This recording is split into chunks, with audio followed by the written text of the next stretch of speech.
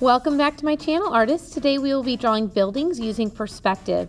Step number 1, draw a large circle. For my circle, I'm tracing a styrofoam plate to fill up the page.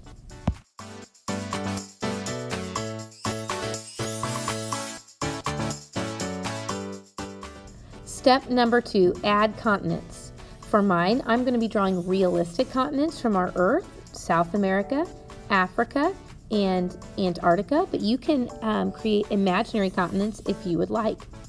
Step number 3, add a point, a vanishing point, and draw a rectangle. Step number 4, connect your corners of that rectangle to the vanishing point. Step number 5, draw more buildings. Now you're going to continue to draw more and more buildings around that dot to fill up your city. Each of these rectangles is a building as it connects to the vanishing point.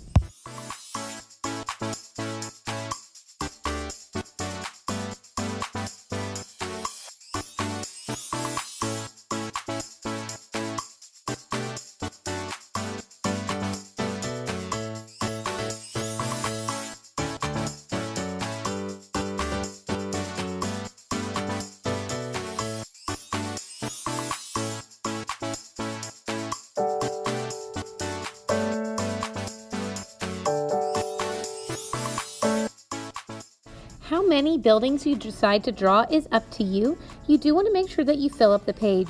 Because my city on the bottom right hand side didn't really fill up the page very well, I went ahead and added another city in another continent. You can choose to do that. If you have 2 worlds on your paper, you could maybe have a city in each of the worlds. It's up to you, but you do want to make sure that you're paying attention to that idea about composition, filling up the page in an interesting way, and not leaving large areas empty.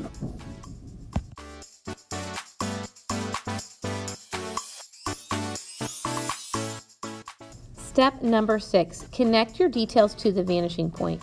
You do want to make sure that your details are connected to the vanishing point, because if you just draw windows wherever you want, they don't look realistic.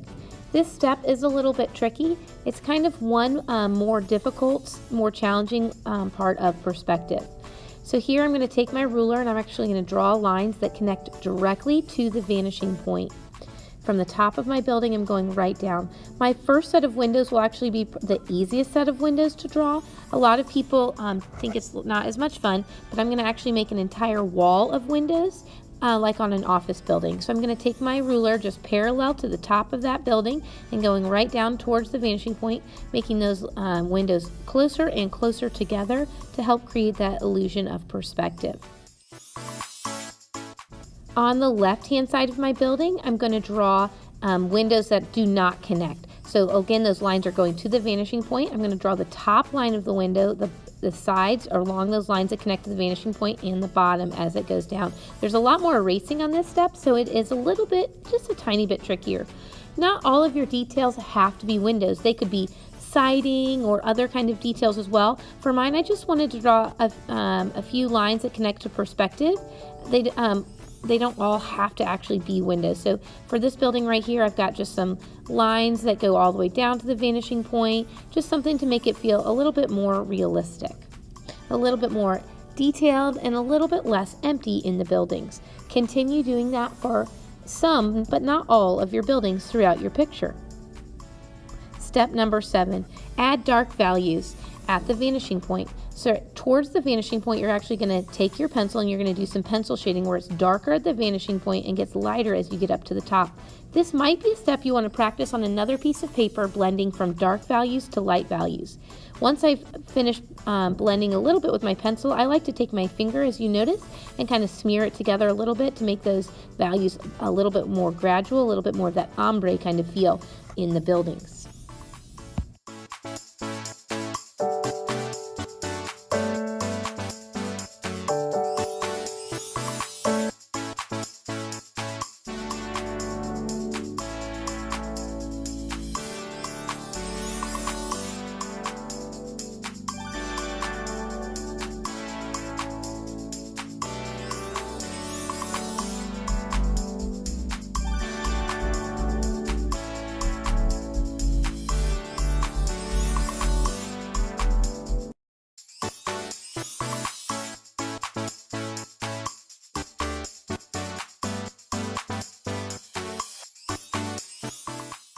Step number 8, add dark values around the edges of your world.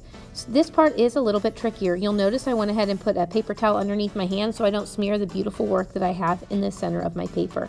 So I'm going to take my pencil, now that I'm a little bit better at pencil shading and have practiced that, I'm going to take my pencil and color dark around the edge and then smear it a little bit so that it has that kind of rounded feel. And I'm going to do that throughout the entire Earth. Right now, I'm going to leave most of my continents pretty empty. I have a different plan for those later. But go ahead, go around your entire world, coloring the edge dark and kind of smearing it out to have that blended feel.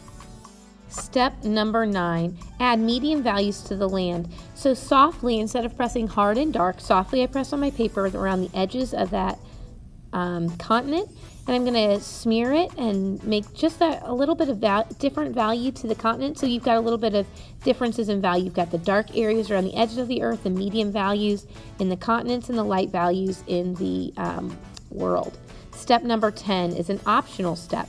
Step number 10, you can actually increase the contrast in the value. So when I was finished with mine, it didn't quite feel finished. So I went back in and I added more dark values around the outside edges of the Earth to make it feel a little bit more round and have more of the dark to balance out so much of those light values in the sky and in the ocean of my picture.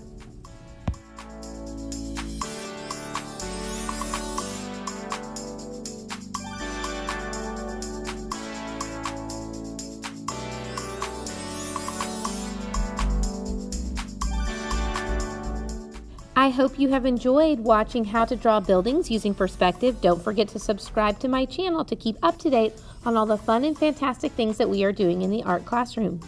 What will you create?